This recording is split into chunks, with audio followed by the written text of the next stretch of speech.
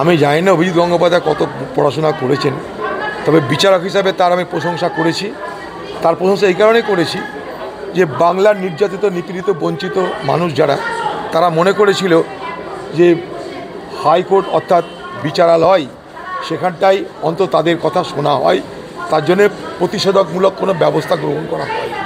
তাই যেখানে মানুষ রিলিফ পাচ্ছে, মানুষের কথা যেখানটায় প্রতিধ্বনিত হচ্ছে, সেখানে একজন জনপ্রতিনিধি হিসাবে আমি তাকে সমর্থন করেছি এবং তার প্রত্যেকটা রায় এ বাংলার মানুষের মনে নাড়া দিয়েছে। আমিও বাংলার একজন মানুষ, তা স্বাভাবিকভাবে আমার মনেও সেই রায়গুলো যথেষ্টভাবে প্রভাবিত করেছে। সেই জন্যে আমি তার জন্যে অভিজিৎ গঙ্গোপাধ্যায়কে আমি প্রশংসা করেছি। আমি না, বাংলার অনেকেই করেছে। কিন্তু এখন যখন তিনি হাইকোর্ট ছেড়ে বিজেপির পার্টির নির্দেশিত কোর্টে তিনি যদি এখন কাদা ছোঁড়াছুড়ির খেলায় অবতীর্ণ হন, তাহলে এটা তো আর হাইকোর্ট না। তিনি যথাযোগ্য জবাব পেয়ে যাবেন। তাতে তার ভালো লাগতে পারে, খারাপ লাগতে পারে। তার যদি মনে হয় যে সম্মান পেয়েছি সেটা টেকেন ফর গ্র্যান্টেড, তাহলে তার ভুল হবে। জবাব তিনিও পেয়ে যাবেন।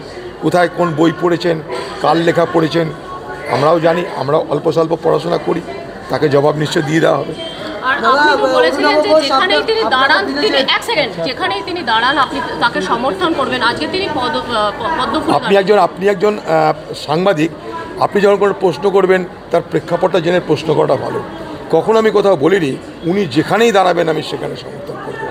এই ধরনের অপব্যাখ্যা, এই ধরনের বিকৃতি সংবাদমাধ্যমে না করাটাই শ্রেয়।